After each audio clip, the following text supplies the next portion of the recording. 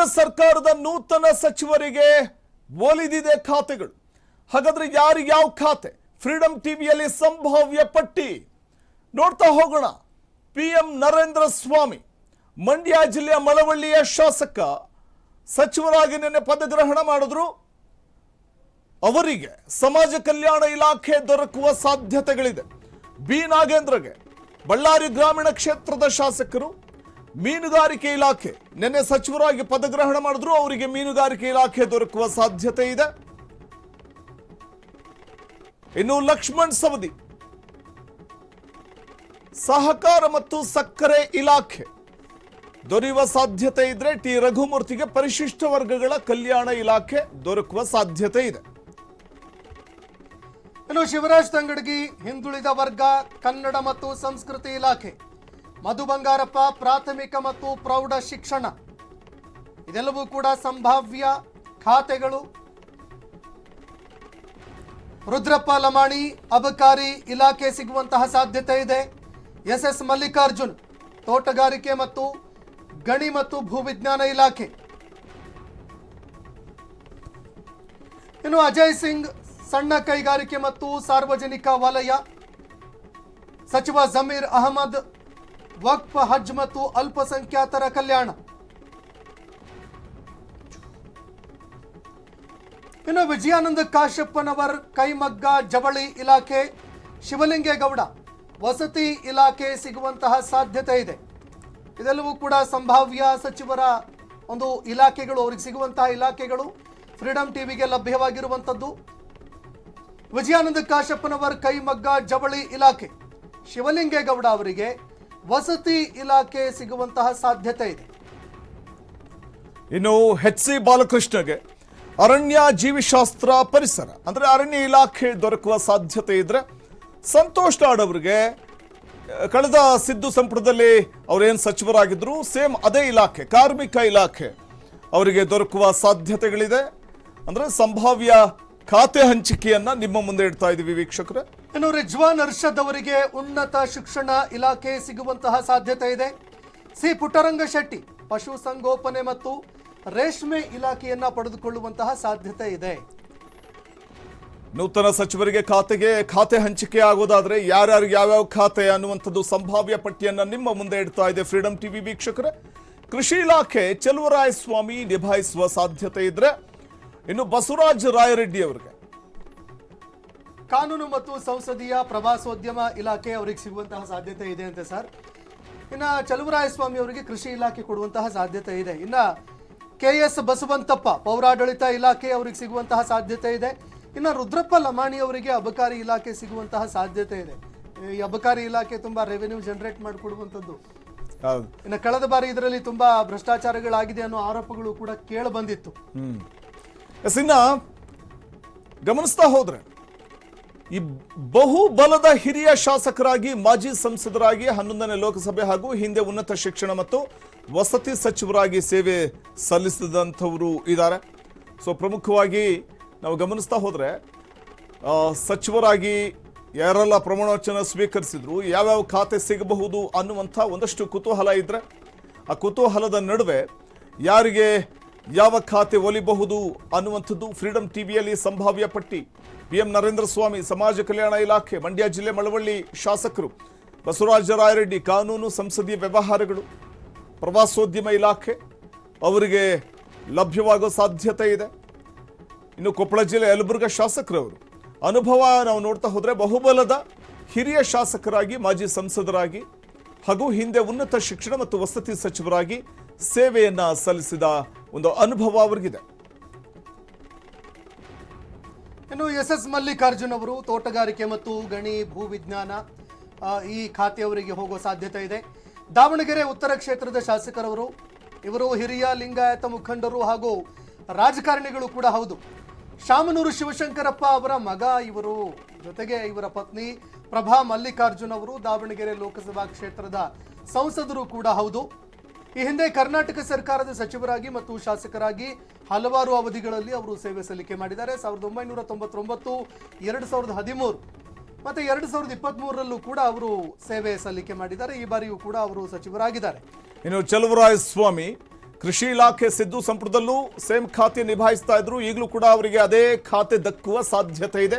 ಮಂಡ್ಯ ಜಿಲ್ಲೆಯ ನಾಗಮಂಗಲ ಶಾಸಕರು ಕರ್ನಾಟಕ ಸರ್ಕಾರದ ಸಂಪುಟ ಸಚಿವರಾಗಿ ಹಾಗೂ ವಿವಿಧ ಅವಧಿಯಲ್ಲಿ ಸಾರಿಗೆ ಸಚಿವರಾಗಿ, ಆರೋಗ್ಯ ಸಚಿವರಾಗಿ ಮತ್ತು ಕೃಷಿ ಇಲಾಖೆಗಳ ಜವಾಬ್ದಾರಿಯನ್ನ ನಿಭಾಯಿಸಿದಂತಹ ಹೆಗ್ಗಳಿಕೆ ಎನ್ ಚಲುವರಾಯಸ್ವಾಮಿ ಅವರದ್ದು. ಅವರು ಇದುವರೆಗೆ ಒಟ್ಟು 4 ಬಾರಿ ವಿಧಾನಸಭೆಗೆ ಶಾಸಕರಾಗಿ ಆಯ್ಕೆಯಾಗಿದ್ದಾರೆ. ಇನ್ನು KM ಶಿವಲಿಂಗೇಗೌಡ ವಸತಿ ಇಲಾಖೆ ಹಾಸನ ಜಿಲ್ಲೆ ಅರಸೀಕೆರೆ ಕ್ಷೇತ್ರದ ಶಾಸಕರು, ಕರ್ನಾಟಕದ ಹಿರಿಯ ರಾಜಕಾರಣಿ ಕೂಡ ಆಗಿದ್ದಾರೆ ಮತ್ತು ಅರಸೀಕೆರೆ ವಿಧಾನಸಭಾ ಕ್ಷೇತ್ರದ ಶಾಸಕರಾಗಿರೋ KM ಶಿವಲಿಂಗೇಗೌಡ ಅವರು ಸುದೀರ್ಘವಾಗಿರುವ ಮತ್ತು ರಾಜಕೀಯ ಜೀವನದ ಬಳಿಕ ಕರ್ನಾಟಕ ಸರ್ಕಾರದ ಸಚಿವ ಸಂಪುಟಕ್ಕೆ ಅವರು ನೂತನ ಸಚಿವರಾಗಿ ಇವತ್ತು ಸೇರ್ಪಡೆಗೊಂಡಿದ್ದಾರೆ. ಮೂಲತಃ ಹಾಸನ ಜಿಲ್ಲೆಯವರಾಗಿರುವಂತಹ ಇವರು ಇಂಡಿಯನ್ ನ್ಯಾಷನಲ್ ಕಾಂಗ್ರೆಸ್ ಪಕ್ಷದ ಪ್ರಮುಖ ನಾಯಕರು ಕೂಡ ಹೌದು. 2008, 2013, 2018ರಲ್ಲಿ ಅರಸೀಕೆರೆ ಕ್ಷೇತ್ರದಿಂದ ಸತತವಾಗಿ ಜಯಗಳಿಸಿ ಶಾಸಕರಾಗಿ ಆಯ್ಕೆಯಾಗಿದ್ದಾರೆ. 2022ರಲ್ಲಿ JDS ಅನ್ನು ತೊರೆದು ಕಾಂಗ್ರೆಸ್ ಪಕ್ಷಕ್ಕೆ ಸೇರ್ಪಡೆ ಆಗಿದ್ದಾರೆ. 2023ರ ವಿಧಾನಸಭಾ ಚುನಾವಣೆಯಲ್ಲಿ ಕಾಂಗ್ರೆಸ್ನ ಅಭ್ಯರ್ಥಿಯಾಗಿ ಅವರು ಸ್ಪರ್ಧೆ ಮಾಡಿದ್ರು. 4ನೇ ಬಾರಿಗೆ ಭರ್ಜರಿಯಾಗಿ ಜಯಗಳಿಸಿದ್ರು. ಆಗಸ್ಟ್ 2026ರಲ್ಲಿ ಕರ್ನಾಟಕ ಸಚಿವ ಸಂಪುಟಕ್ಕೆ ಸಚಿವರಾಗಿ ಅಧಿಕೃತವಾಗಿ ಸೇರ್ಪಡೆಗೊಂಡು ಇತಿಹಾಸ ನಿರ್ಮಾಣ ಮಾಡಿದ್ದಾರೆ. ಇನ್ನು ಲಕ್ಷ್ಮಣ್ ಸವದಿ ಸಹಕಾರ ಸಹಕಾರ ಖಾತೆ ಅವರಿಗೆ ಸಿಗುವ ಸಾಧ್ಯತೆ ಇದೆ. ಬೆಳಗಾವಿ ಜಿಲ್ಲೆಯ ಅಥಣಿ ಕ್ಷೇತ್ರದ ಶಾಸಕರು ಬಿಜೆಪಿಯಿಂದ ಕಾಂಗ್ರೆಸ್ಗೆ ಅವರನ್ನು ಕರೆತಂದ ನಂತರದಲ್ಲಿ ಕಾಂಗ್ರೆಸ್ ಚಿಹ್ನೆಯಡಿ ಅಥಣಿ ಕ್ಷೇತ್ರದಿಂದ ಗೆದ್ದು ಬೀಗಿದವರು ಈಗ DK ಸಂಪುಟದಲ್ಲಿ ಸಚಿವರಾಗಿದ್ದಾರೆ. ಕರ್ನಾಟಕದ ಹಿರಿಯ ರಾಜಕಾರಣಿ ಮತ್ತು ಅಥಣಿ ವಿಧಾನಸಭಾ ಕ್ಷೇತ್ರದ ಶಾಸಕ ಲಕ್ಷ್ಮಣ ಸಂಗಪ್ಪ ಸವದಿ ಆಗಸ್ಟ್ 3, 2026 ಅಂದರೆ ನಿನ್ನೆ ಮುಖ್ಯಮಂತ್ರಿ DK ಶಿವಕುಮಾರ್ ಅವರ ಸಚಿವ ಸಂಪುಟದಲ್ಲಿ ನೂತನ ಸಚಿವರಾಗಿ ಪ್ರಮಾಣ ವಚನ ಸ್ವೀಕರಿಸಿದ್ದಾರೆ. ಇವರು ಹಿಂದೆ ಕರ್ನಾಟಕದ 8ನೇ ಉಪಮುಖ್ಯಮಂತ್ರಿಯಾಗಿ ಹಾಗೂ ಸಾರಿಗೆ ಸಚಿವರಾಗಿಯೂ ಸೇವೆಯನ್ನು ಸಲ್ಲಿಸಿದ ಹೆಗ್ಗಳಿಕೆ ಲಕ್ಷ್ಮಣ ಸವದಿ ಅವರದ್ದು. ಮಾಜಿ ಉಪಮುಖ್ಯಮಂತ್ರಿ 2019ರಿಂದ 2021ರವರೆಗೆ ಅಂದರೆ BS ಯಡಿಯೂರಪ್ಪ ಅವರ ಸರ್ಕಾರದ ಅವಧಿಯಲ್ಲಿ, ಇನ್ನು ಶಾಸಕರಾಗಿ 2004, 13, 23 ಸೊ ಈ ಅವಧಿಯಲ್ಲಿ ಸರ್ಕಾರದಲ್ಲಿ ಶಾಸಕರಾಗಿ ಕಾರ್ಯವನ್ನ ನಿರ್ವಹಿಸಿದಂಥವರು. ಕರ್ನಾಟಕದ ಓರ್ವ ಪ್ರಮುಖ ರಾಜಕಾರಣಿ ಅಂತ ಹೇಳಬಹುದಾಗಿದೆ. ಸರಳ ಜೀವಿ ಹಾಗೂ ಜನಸಾಮಾನ್ಯರ ನಾಯಕ ಅಂತ ಗುರುತಿಸಿಕೊಂಡಂಥವರು. ಇತ್ತೀಚೆಗೆ ಕರ್ನಾಟಕ ಸರ್ಕಾರದ ಸಚಿವ ಸಂಪುಟದಲ್ಲಿ ಸಚಿವರಾಗಿ ಪ್ರಮಾಣ ವಚನ ಸ್ವೀಕಾರ ಮಾಡಿದ್ದಾರೆ. ಸೊ ಇಲ್ಲಿ ನಾವು ಪ್ರಮುಖವಾಗಿ ಗಮನಿಸ್ತಾ ಹೋದರೆ ಹಿಂದೆ ಪಂಚಾಯತ್ ಸದಸ್ಯರಾಗಿ ಸೇವೆ ಸಲ್ಲಿಸಿದ್ದಾರೆ. 2023ರ ಕರ್ನಾಟಕ ವಿಧಾನಸಭಾ ಚುನಾವಣೆಯ ಸಂದರ್ಭದಲ್ಲಿ ಮಾಯಕೊಂಡ ಅಥಣಿ ಕ್ಷೇತ್ರದಿಂದ ಲಕ್ಷ್ಮಣ ಸವದಿ ಆಯ್ಕೆಯಾದಂಥವರು. ಇನ್ನು ನಾವು ನೆಕ್ಸ್ಟ್ ನೋಡ್ತಾ ಹೋದ್ರೆ ಇನ್ನು ಮಧು ಬಂಗಾರಪ್ಪ ಪ್ರಾಥಮಿಕ ಮತ್ತು ಪ್ರೌಢ ಶಿಕ್ಷಣ ಶಿವಮೊಗ್ಗ ಜಿಲ್ಲೆ ಸೊರಬ ಶಾಸಕ ಇವರು. ಮಧು ಬಂಗಾರಪ್ಪ ಅವರು ಕರ್ನಾಟಕದ ಪ್ರಮುಖ ರಾಜಕಾರಣಿ ಕೂಡ ಹೌದು, ಮಾಜಿ ಸಚಿವರು ಹಾಗೂ ಸೊರಬ ವಿಧಾನಸಭಾ ಕ್ಷೇತ್ರದ ಹಾಲಿ ಶಾಸಕರು. ಇವರು ಕರ್ನಾಟಕದ ಮಾಜಿ ಮುಖ್ಯಮಂತ್ರಿ ದಿವಂಗತ S ಬಂಗಾರಪ್ಪ ಅವರ ಪುತ್ರ. ಭಾರತೀಯ ರಾಷ್ಟ್ರೀಯ ಕಾಂಗ್ರೆಸ್ ಪಕ್ಷದ ಪ್ರಮುಖ ನಾಯಕರು ಕೂಡ ಆಗಿದ್ದಾರೆ. ರಾಜ್ಯ ರಾಜಕಾರಣದಲ್ಲಿ ಪ್ರಭಾವಿ ಒಕ್ಕಲಿಗ, ಹಿಂದುಳಿದ ಪ್ರವರ್ಗ ನಾಯಕರಾಗಿ ಗುರುತಿಸಿಕೊಂಡಿದ್ದಾರೆ. ಆರಂಭದಲ್ಲಿ ವಿವಿಧ ಪಕ್ಷಗಳಿಂದ ಅವರು 2013ರಲ್ಲಿ JDS ಪಕ್ಷದಿಂದ ಸೊರಬ ಕ್ಷೇತ್ರದಿಂದ ಮೊದಲ ಬಾರಿಗೆ ಶಾಸಕರಾಗಿ ಆಯ್ಕೆಯಾದರು. ಅದಾದ ಬಳಿಕ ಕಾಂಗ್ರೆಸ್ ಪಕ್ಷ ಸೇರ್ಪಡೆಗೊಂಡು 2023ರ ವಿಧಾನಸಭೆ ಚುನಾವಣೆಯಲ್ಲಿ ಕಾಂಗ್ರೆಸ್ನ ಅಭ್ಯರ್ಥಿಯಾಗಿ ಜಯ ಗಳಿಸಿದರು. ಇನ್ನು ಜಮೀರ್ ಅಹಮದ್ ಖಾನ್ ವಕ್ಫ್ ಹಾಗೂ ಹಜ್ ಮತ್ತು ಅಲ್ಪಸಂಖ್ಯಾತರ ಕಲ್ಯಾಣ ಖಾತೆಯನ್ನ ಅವರಿಗೆ ನೀಡುವ ಸಾಧ್ಯತೆ ಇದೆ. ಬೆಂಗಳೂರಿನ ಚಾಮರಾಜಪೇಟೆ ಕ್ಷೇತ್ರದ ಶಾಸಕ BZ ಜಮೀರ್ ಅಹಮದ್ ಖಾನ್ ಕರ್ನಾಟಕದ ಪ್ರಮುಖ ಕಾಂಗ್ರೆಸ್ ರಾಜಕಾರಣಿ ಹಾಗೂ ಪ್ರಸ್ತುತ ರಾಜ್ಯ ಸರ್ಕಾರದ ಸಂಪುಟದಲ್ಲಿ ಸಚಿವರಾಗಿ ಸೇವೆಯನ್ನ ಸಲ್ಲಿಸ್ತಾ ಇರುವ ಹಿರಿಯ ಶಾಸಕರು. ಇವರು ಬೆಂಗಳೂರಿನ ಚಾಮರಾಜಪೇಟೆ ವಿಧಾನಸಭಾ ಕ್ಷೇತ್ರವನ್ನು ಪ್ರತಿನಿಧಿಸ್ತಾ ಇದ್ದಾರೆ. ಕರ್ನಾಟಕ ಸರ್ಕಾರದ ಸಂಪುಟ ಸಚಿವರು, ವಸತಿ, ವಕ್ಫ್ ಮತ್ತು ಅಲ್ಪಸಂಖ್ಯಾತರ ಕಲ್ಯಾಣ ಇಲಾಖೆಗಳನ್ನು ನಿಭಾಯಿಸಿದವರು. ಬಹುಬಾರಿ ಶಾಸಕರಾಗಿ ಆಯ್ಕೆಯಾಗಿರುವ ಇವರು ಕರ್ನಾಟಕ ರಾಜಕೀಯದಲ್ಲಿ ಪ್ರಭಾವಿ ಮುಸಲ್ಮಾನ್ ನಾಯಕರಾಗಿ ಗುರುತಿಸಿಕೊಂಡಿದ್ದಾರೆ. ಈ ಬಾರಿ ಕೂಡ ಅವರು ಸಚಿವರಾಗಿದ್ದು, ಆದರೆ ಅವರಿಗೆ ಸಿದ್ದು ಸಂಪುಟದಲ್ಲಿ ನಿಭಾಯಿಸಿದ ಖಾತೆಯೇ ಸಿಗುವ ಸಾಧ್ಯತೆಗಳಿದೆ DK ಸಂಪುಟದಲ್ಲಿ. ಇನ್ನು ವಿಜಯಾನಂದ ಕಾಶ್ಯಪ್ಪನವರವರು ಮೊದಲ ಬಾರಿಗೆ ಸಚಿವರಾಗ್ತಾ ಇದ್ದಾರೆ. ಕೈಮಗ್ಗ ಜವಳಿ ಇಲಾಖೆ ಸಿಗೋ ಸಾಧ್ಯತೆ ಇದೆ. ಬಾಗಲಕೋಟೆ ಜಿಲ್ಲೆ ಹುನಗುಂದ ಕ್ಷೇತ್ರದ ಶಾಸಕ ವಿಜಯಾನಂದ ಕಾಶ್ಯಪ್ಪನವರವರು ಕರ್ನಾಟಕದ ಪ್ರಮುಖ ರಾಜಕಾರಣಿ ಹಾಗೂ ಹುನಗುಂದ ವಿಧಾನಸಭಾ ಕ್ಷೇತ್ರದ ಕಾಂಗ್ರೆಸ್ ಶಾಸಕರು. ಸಚಿವರು ಅಂತ ಅಧಿಕಾರ ಸ್ವೀಕಾರ ಮಾಡಿದ್ದಾರೆ. ಸಚಿವರಾಗಿ ಇವರು ಲಿಂಗಾಯತ ಪಂಚಮಸಾಲಿ ಸಮುದಾಯದ ಪ್ರಮುಖ ನಾಯಕರಾಗಿ ಗುರುತಿಸಿಕೊಂಡಿದ್ದಾರೆ. 2008ರಲ್ಲಿ ಮೊದಲ ಬಾರಿಗೆ ಹುನಗುಂದ ಕ್ಷೇತ್ರದಿಂದ ಸ್ಪರ್ಧೆ ಮಾಡಿ ಸೋತಿದ್ರು. 2013ರ ವಿಧಾನಸಭಾ ಚುನಾವಣೆಯಲ್ಲಿ ಕಾಂಗ್ರೆಸ್ನಿಂದ ಸ್ಪರ್ಧೆ ಮಾಡಿ ಮೊದಲ ಬಾರಿಗೆ ಶಾಸಕರಾಗಿ ಆಯ್ಕೆಯಾದರು. 2018ರಲ್ಲಿ ಸೋಲು ಕಂಡರೂ ಕೂಡ 2023ರಲ್ಲಿ ಮತ್ತೆ ಚುನಾವಣೆಯಲ್ಲಿ ಭರ್ಜರಿ ಜಯಗೊಳಿಸಿ ವಿಧಾನಸಭೆಯನ್ನ ಪ್ರವೇಶ ಮಾಡಿದ್ರು. ಇನ್ನು ಅಜಯ್ ಸಿಂಗ್ ಧರ್ಮ ಸಿಂಗ್ ಅವರ ಪುತ್ರ ಅಜಯ್ ಸಿಂಗ್ ಸಣ್ಣ ಕೈಗಾರಿಕೆ ಸಾರ್ವಜನಿಕ ವಲಯ ಉದ್ದಿಮೆ ಅವರಿಗೆ ಸಿಗುವ ಸಾಧ್ಯತೆ ಇದೆ. ಈ ಖಾತೆ ಲಭ್ಯ ಆಗಬಹುದು. ಕಲಬುರಗಿ ಜಿಲ್ಲೆಯ ಜೇವರ್ಗಿ ಕ್ಷೇತ್ರದ ಶಾಸಕರಿವರು. ಕರ್ನಾಟಕದ ಪ್ರಮುಖ ರಾಜಕಾರಣಿ ಮತ್ತು ಜೇವರ್ಗಿ ವಿಧಾನಸಭಾ ಕ್ಷೇತ್ರದ ಕಾಂಗ್ರೆಸ್ ಶಾಸಕ ಡಾಕ್ಟರ್ ಅಜಯ್ ಧರ್ಮಸಿಂಗ್ ಅಜಯ್ ಸಿಂಗ್ ಅವರು ರಾಜ್ಯ ಸಚಿವ ಸಂಪುಟದಲ್ಲಿ ಮೊದಲ ಬಾರಿಗೆ ಸಚಿವರಾಗಿದ್ದಾರೆ. ಆಗಸ್ಟ್ 3, 2026ರಂದು ಪ್ರಮಾಣವಚನವನ್ನು ಸ್ವೀಕಾರ ಮಾಡಿದ್ರು. ಇವರು ಕರ್ನಾಟಕದ ಮಾಜಿ ಮುಖ್ಯಮಂತ್ರಿ ದಿವಂಗತ ಎನ್ ಧರ್ಮಸಿಂಗ್ ಅವರ ಪುತ್ರರಾಗಿದ್ದಾರೆ. ಡಾಕ್ಟರ್ ಅಜಯ್ ಸಿಂಗ್ ಅವರು ಕಲಬುರಗಿ ಜಿಲ್ಲೆಯ ಜೇವರ್ಗಿ ಕ್ಷೇತ್ರದಿಂದ 3 ಬಾರಿ ಅವರು ಶಾಸಕರಾಗಿ ಆಯ್ಕೆ ಆದಂಥವರು ನಿರಂತರವಾಗಿ.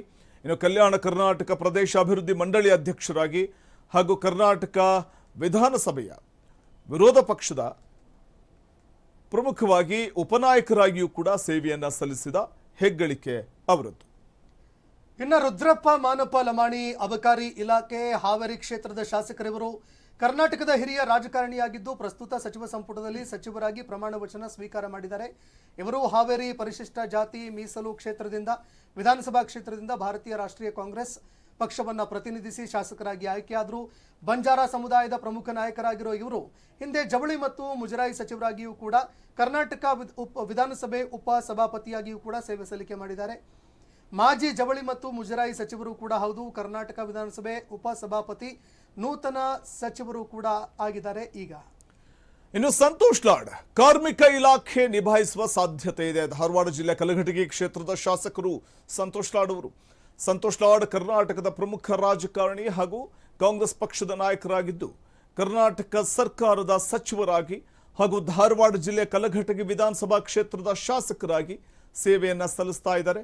ಜೆಡಿಎಸ್ ಪಕ್ಷದ ಮೂಲಕ ರಾಜಕೀಯ ಪ್ರವೇಶಿಸಿ ಸಂಡೂರು ಪುರಸಭೆ ಸದಸ್ಯರಾಗಿ ನಂತರ ಶಾಸಕರಾಗಿ ಹಾಗೂ ಕಾಂಗ್ರೆಸ್ ಪಕ್ಷದೊಂದಿಗೆ ಗುರುತಿಸಿಕೊಂಡು ವಿವಿಧ ಹಂತಗಳಲ್ಲಿ ಸಚಿವರಾಗಿ ಜವಾಬ್ದಾರಿಯನ್ನ ನಿರ್ವಹಿಸಿದ್ದಾರೆ. ಇನ್ನು ಎಚ್.ಸಿ. ಬಾಲಕೃಷ್ಣ ಅರಣ್ಯ ಜೀವಿ ಶಾಸ್ತ್ರ ಮತ್ತು ಪರಿಸರ ಸಚಿವರಾಗುವ ಸಾಧ್ಯತೆ ಇದೆ.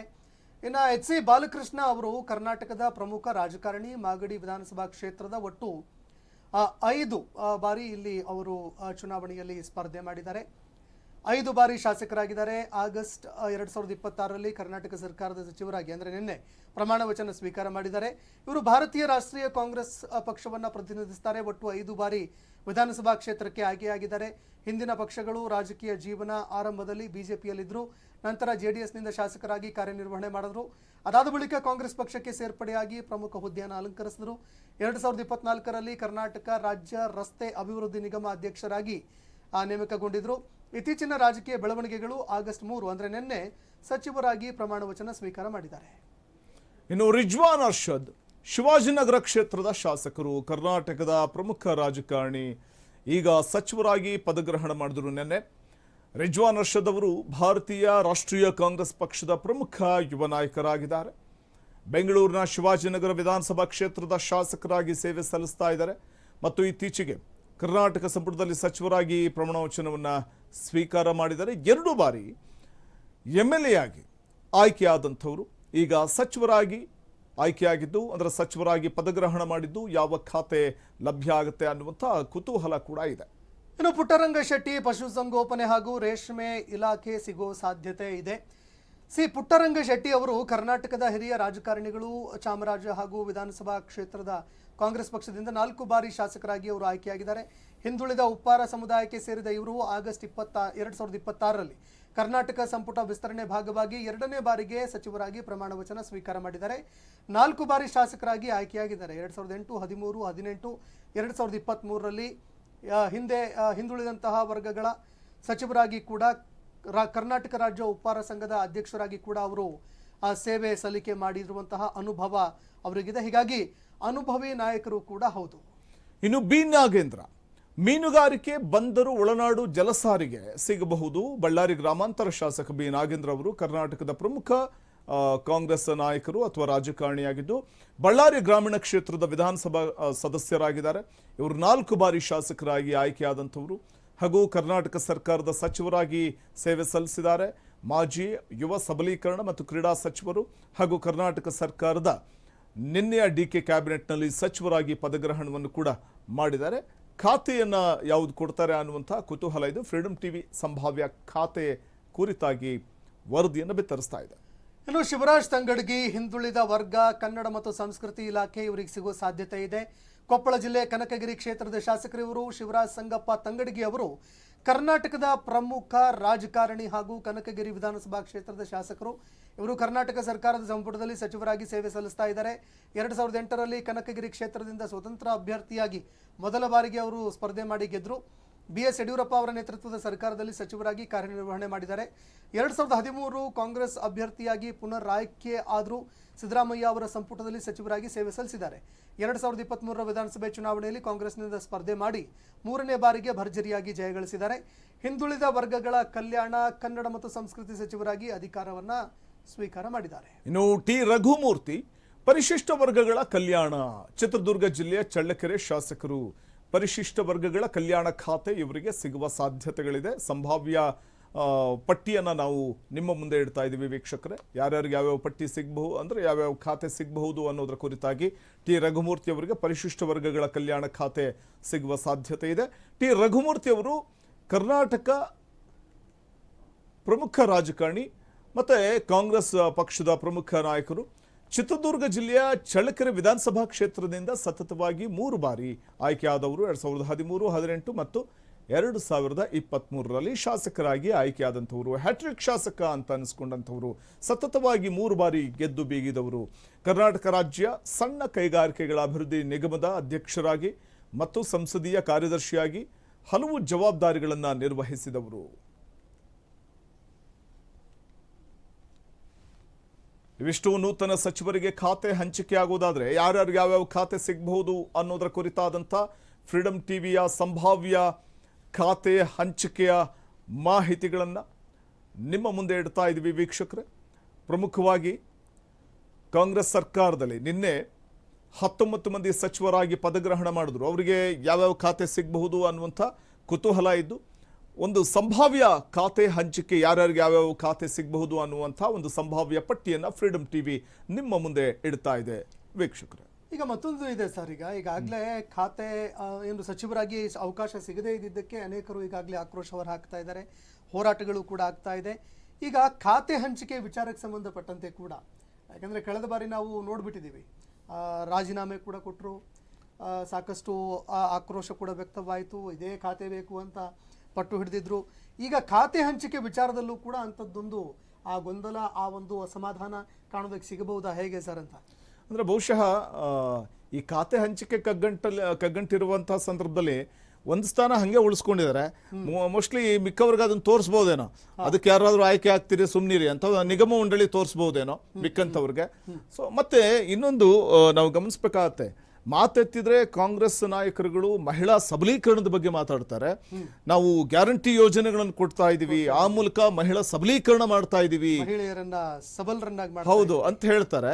ಆದ್ರೆ DK ಸಂಪುಟದಲ್ಲಿ ಒಬ್ರು ಕೂಡ ಮಹಿಳಾ ಸಚಿವರೇ ಇಲ್ಲ ಅನ್ನೋದು ದೊಡ್ಡ ವಿಪರ್ಯಾಸ ಅಂತ ಅನ್ಸ್ಬಿಡುತ್ತೆ. ಹೌದು, ಅಲ್ಲ ರಿಪ್ರೆಸೆಂಟೇಷನ್ ಇಲ್ಲ ಅಂತ ಆಯ್ತು. ಹಾಗಾದ್ರೆ ಸಚಿವ ಸಂಪುಟದಲ್ಲಿ ಅವಕಾಶ ಇಲ್ಲ ಅಂತಂದ ಮೇಲೆ ನಿಜಕ್ಕೂ ಕೂಡ ಇದು ತುಂಬಾ ಚರ್ಚೆಗೆ ಕಾರಣ ಆಗತ್ತೆ. ಖಂಡಿತ. ಯಾಕಂದ್ರೆ ಲಕ್ಷ್ಮೀ ಹೆಬ್ಬಾಳ್ಕರ್ ಕೂಡ ಸಚಿವ ಸ್ಥಾನಾಕಾಂಕ್ಷಿ. ನಯನಾ ಮೋಟಮ್ಮ ನನಗೆ ಕೊಟ್ಟರು ಖಂಡಿತವಾಗೂ ನಾನು ನಿಭಾಯಿಸ್ತೀನಿ ಅಂತ ಹೇಳ್ತಿದ್ದಾರೆ. ಖನಿಜಾ ಫಾತಿಮಾ ಅವರು ಕೂಡ ಇದ್ದಾರೆ. ಇನ್ನು KH ಮುನಿಯಪ್ಪ ಅವರ ಪುತ್ರಿ ಕೊಡೋದಕ್ಕೆ ಮುನಿಯಪ್ಪ ಅವರು ಆಲ್ರೆಡಿ ಸಚಿವರಾಗಿರೋದ್ರಿಂದ ಅವ್ರಿಗೆ ಸಿಗೋ ಸಾಧ್ಯತೆ ಕಡಿಮೆ, KH ಮುನಿಯಪ್ಪ ಅವ್ರ ಮಗಳಿಗೆ. ಸೊ ಹಾಗಾಗಿ ಇಲ್ಲಿ ಖನಿಜಾ ಫಾತಿಮಾ ಇದ್ದಾರೆ. ಮತ್ತೊಂದು ಕಡೆ ಉಮಾಶ್ರೀ ಅವರ ಹೆಸರು ಕೇಳಿ ಬರ್ತಾ ಇತ್ತು, MLC ಉಮಾಶ್ರೀ ಅವರ ಹೆಸರು. ಅವರು ಉಪಸಭಾಪತಿ ಹುದ್ದೆಗೇನೋ ಆಯ್ಕೆ ಮಾಡಿದೆ ಅನ್ನುವಂಥದ್ದು. ಸೊ ಹಾಗಾಗಿ ಇಲ್ಲಿ ಲಕ್ಷ್ಮೀ ಹೆಬ್ಬಾಳ್ಕರ, ನಯನಾ ಮೋಟಮ್ಮನ ಅಥವಾ ಖನಿಜಾ ಫಾತಿಮನ ಈ ಕುತೂಹಲ ಇದೆ. ಯಾರಿಗಾದ್ರೂ ಕೊಡ್ತಾರಂತ ಗೊತ್ತಿಲ್ಲ. ಆ ಒಂದು ಖಾಲಿ ಇರುವಂತಹ ಏನು ಇದೆ ಸರ್, ಆ ಒಂದು ಸಚಿವ ಸ್ಥಾನಕ್ಕೆ ಭರ್ತಿ ಮಾಡಬಹುದಾ ಹೇಗೆ ಅಂತ? ಖಾಲಿ ಇರುವಂಥ ಸಚಿವ ಸ್ಥಾನಕ್ಕೆ ಭರ್ತಿ ಮಾಡುವಂಥ ಒಂದು ವಿಚಾರದಲ್ಲಿ ಒಂದು ಕಡೆ ಗಾಯತ್ರಿ ಶಾಂತೇಗೌಡ ಅವರ ಹೆಸರು ಕೇಳಿ ಬಂತು, ನಂತರದಲ್ಲಿ ವರಿಷ್ಠ ಕೊನೆಗೆ ತಡೆ ಹಿಡಿದ್ರಲ್ಲ. ಹಾಗಾಗಿ ಬಹುಶಃ ಈ ವಿಚಾರದಲ್ಲಿ ಆ ಭರ್ತಿ ಮಾಡುವಂಥದ್ದು ಬಹುಶಃ ಇನ್ನೊಂದನ್ನ ಹಾಗೆ ಉಳಿಸ್ಕೊಳ್ಳೋ ಸಾಧ್ಯತೆ ತೀರಾ ಕಮ್ಮಿ. ಬಹುಶಃ ಫೈನಲ್ ಮಾಡೋದಾದ್ರೆ ಒಂದ್ ಕಡೆ ಸಿದ್ದರಾಮಯ್ಯನವರು ತಮ್ಮ ಬೆಂಬಲಿಗ ಕುರುಬ ಸಮುದಾಯದ ಬಸವರಾಜ ಅಂತ ಒಬ್ರು ಶಾಸಕರಿದ್ದಾರೆ, ಅವ್ರಿಗೆ ಕೊಡಬೇಕು ಅಂತ ಏನೋ ಡಿಮ್ಯಾಂಡ್ ಮಾಡ್ತಿದ್ದಾರಂತೆ. ಅವ್ರಿಗೇನಾದ್ರೂ ಕೊಡ್ತಾರಾ ಅಂತ ಗೊತ್ತಿಲ್ಲ. ಅವ್ರಿಗೆ ಕೊಟ್ರೆ ಕುರುಬ ಸಮುದಾಯದ ಒಂದು ಬಲವನ್ನು ಮತ್ತಷ್ಟು ಹೆಚ್ಚು ಮಾಡಲಿಕ್ಕೆ ಸಾಧ್ಯ ಆಗುತ್ತೆ ಅನ್ನುವಂಥ ಲೆಕ್ಕಾಚಾರದಲ್ಲೇನೋ ಇದ್ದಾರೆ. ಅದೇ ಒಂದು ಕಾರಣಕ್ಕೆ ನಿನ್ನೆ ಅವರು ಬಂದಿಲ್ಲ ಸಚಿವರಾಗಿ ಪದಗ್ರಹಣ ಕಾರ್ಯಕ್ರಮಕ್ಕೆ ಸಿದ್ದರಾಮಯ್ಯನವರು ಅನ್ನುವಂಥ ಮಾತು ಕೇಳಿ ಬರ್ತಾ ಇದೆ. ಮತ್ತೊಂದು ಕಡೆ ಬ್ರಾಹ್ಮಣ ಸಮುದಾಯದಲ್ಲಿ ಎಲ್ಲಾ ಸಮುದಾಯಕ್ಕೂ ಕೂಡ ಇಲ್ಲಿ ನ್ಯಾಯ ದೊರಕಿಸ್ಕೊಡುವಂತ ಪ್ರಯತ್ನ ಮಾಡಿದ್ದಾರೆ, ಯಾರಿಗೂ ಸಿಕ್ಕಿಲ್ಲ. ಅಂದ್ರೆ ಬ್ರಾಹ್ಮಣ ಸಮುದಾಯದವರಿಗೆ ದಿನೇಶ್ ಗುಂಡೂರಾವ್ ಇದ್ದಾರೆ, ಆರ್ ವಿ ದೇಶಪಾಂಡೆ ಇದ್ದಾರೆ, ಅವರಿಬ್ಬರಲ್ಲಿ ಯಾರಿಗಾದ್ರೂ ಒಬ್ರಿಗೆ ಕೊಡಬಹುದಿತ್ತೇನೋ ಅನ್ನುವಂಥ ಚರ್ಚೆ ಕೂಡ ಶುರುವಾಗಿದೆ. ಆರ್ ವಿ ದೇಶಪಾಂಡೆ ಇವನ್ ಸಿದ್ದರಾಮಯ್ಯನವರು ಆ ಕಾಲಘಟ್ಟದಲ್ಲಿ ಬಂದಂತವ್ರು ಅವ್ರಿಗಿಂತ ಸೀನಿಯರ್ ಅನ್ನುವಂಥ ಮಾತಿದೆ. ಸೊ ಎಲ್ಲೋ ಒಂದ್ ಕಡೆ ಅವರು ಸಚಿವ ಸ್ಥಾನದ ಆಕಾಂಕ್ಷಿ ಆಗಿದ್ರು, ಬಹುಶಃ ಅವ್ರಿಗೆ ಕೊಡಬಹುದಿತ್ತು ಅನ್ನುವಂತಿದೆ. ಅಂತಿಮವಾಗಿ ಫೈನಲಿ ಆ ಸ್ಥಾನವನ್ನು ಫುಲ್ಫಿಲ್ ಮಾಡಿದ್ರು ಕೂಡ ಇವತ್ತು ಸಂಜೆ ಅಥವಾ ನಾಳೆ ಒಳಗಡೆ ಅದು ಕೂಡ ಫಿಲ್ ಆಗಬಹುದು ಅಂತ ಅನ್ಸುತ್ತೆ. ಹೈಕಮಾಂಡ್ ಯಾರನ್ನ ಆಯ್ಕೆ ಮಾಡುತ್ತೆ ಅನ್ನೋದೇ ದೊಡ್ಡ ಕುತೂಹಲ. ಅದನ್ನು ಕೂಡ ನೋಡಬೇಕಾಗುತ್ತೆ. ಮತ್ತಷ್ಟು ಮಾಹಿತಿಯನ್ನು ಪಡೆಯೋಣ. ನ್ಯೂಸ್ ಡೆಸ್ಕ್ ಇಂದ ನೇರ ಸಂಪರ್ಕದಲ್ಲಿದ್ದಾರೆ ನಮ್ಮ ಪ್ರತಿನಿಧಿ ಸಾಹಿಲ್. ಸಾಹಿಲ್, ಬಹುಶಃ ನಾವು ಸಂಭಾವ್ಯ ಸಚಿವರ ಖಾತೆ ಅಂದ್ರೆ ಸಂಭಾವ್ಯ ಖಾತೆಗಳ ಬಗ್ಗೆ ಮಾತಾಡ್ತಿದ್ವಿ, ಯಾರಿಗೆಲ್ಲ ಯಾವ್ಯಾವ ಖಾತೆ ಸಿಗಬಹುದು ಅಂತ.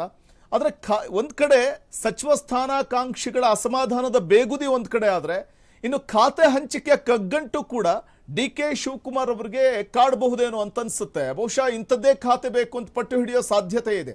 ಯಾರ್ಯಾರಿಗೆ ಯಾವ್ಯಾವ ಖಾತೆ ಅನ್ನೋದು ಇನ್ನೂ ಸಸ್ಪೆನ್ಸ್. Hello, check 1 2 3. ಸಾಹಿಲ್, ನನ್ನ ಧ್ವನಿ ಕೇಳಿಸ್ತಿದ್ಯಾ? ಸಾಹಿಲ್, ನನ್ನ ಧ್ವನಿ ಕೇಳಿಸ್ತಾ ಇದ್ರೆ ಸಚಿವ ಸ್ಥಾನದ ಬೇಗುದಿ ಹೆಚ್ಚಾಗಿರುವಂತಹ ಸಂದರ್ಭದಲ್ಲೇ, ಅಂದ್ರೆ ಸಚಿವ ಸ್ಥಾನ ಸಿಗದೇ ಇರುವಂತವ್ರ ಬೇಗುದಿ ಹೆಚ್ಚಾಗಿರುವಂತಹ ಸಂದರ್ಭದಲ್ಲೇ ಖಾತೆ ಹಂಚಿಕೆಯ ಕಗ್ಗಂಟು ಯಾವ ರೀತಿ ಕಾಡಬಹುದು ಡಿ ಕೆ ಶಿವಕುಮಾರ್ ಅವ್ರನ್ನ ಅಂತ. ವಸಂತ್, ಈಗ ರಾಜ್ಯ ಕಾಂಗ್ರೆಸ್ ಎರಡನೇ ಅತಿ ದೊಡ್ಡ ಸವಾಲನ್ನ ಭೇದಿಸಬೇಕಾದ ಅನಿವಾರ್ಯತೆಯಲ್ಲಿದೆ. ಎರಡನೇ ಸುತ್ತಿನಲ್ಲಿ 19 ಜನರಿಗೆ ಸ್ಥಾನವನ್ನು ಕೊಟ್ಟ ಸರ್ಕಾರಕ್ಕೆ ಖಾತೆ ಹಂಚಿಕೆಯ ಖ್ಯಾತೆ ಶುರುವಾಗಿದೆ. ಈಗಾಗಲೇ ಬಂಡಾಯವನ್ನು ಶಮನ ಮಾಡಬೇಕು, ರೊಚ್ಚಿಗೆದ್ದಿರುವಂತಹ ತಲೆಗಳನ್ನು ತಣಿಸಬೇಕು. ಈ ಎಲ್ಲ ಸಾಹಸಮಯ ಕನ್ವಿನ್ಸ್ ಕಾರ್ಯಗಳು ಮುಗಿದ ನಂತರವೇ ಖಾತೆ ಹಂಚಿಕೆ ಆಗುತ್ತೆ ಅನ್ನೋ ಚರ್ಚೆಗಳಿತ್ತು. ಆದರೆ ಹಂಗಾಗೋದಿಲ್ಲ. ಈಗಾಗಲೇ ಇನ್ಸ್ಟೆಂಟ್ ಆಗಿ ತಕ್ಷಣಕ್ಕೆ ಖಾತೆ ಹಂಚಿಕೆಯಾಗಬೇಕು. ಹಾಗಾಗಿ ಎಕ್ಸ್ಪರ್ಟ್ಗಳಿಗೆ ಆಯಾಯ ಖಾತೆಗಳನ್ನು ಕೊಡಲಾಗುತ್ತೋ ಅಥವಾ ಅಸಂಬದ್ಧವಾಗಿ ಹಂಚಿಕೆಯಾಗುತ್ತೋ, ಈ ಅರ್ಥಗಳಲ್ಲೂ ಕೂಡ ಚರ್ಚೆಗಳಾಗ್ತವೆ, ಸಹಜ.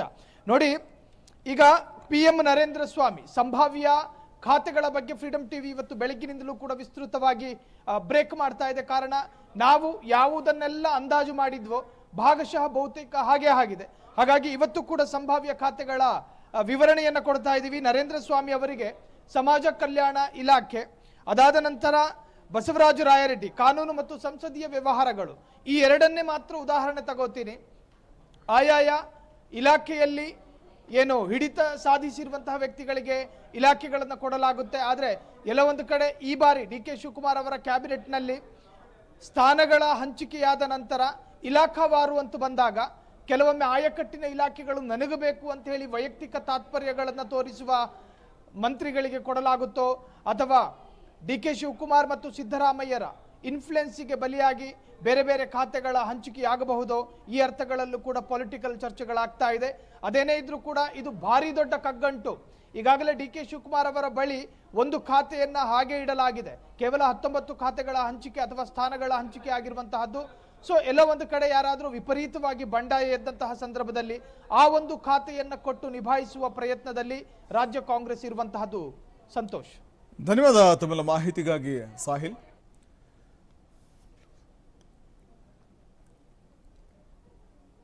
ಇದಿಷ್ಟು ಅಪ್ಡೇಟ್ಸ್ ನೋಡ್ತಾ ಇರಿ ಫ್ರೀಡಮ್ ಟಿವಿ, ಇದು ಜನಸಾಮಾನ್ಯರ ಚಾನೆಲ್.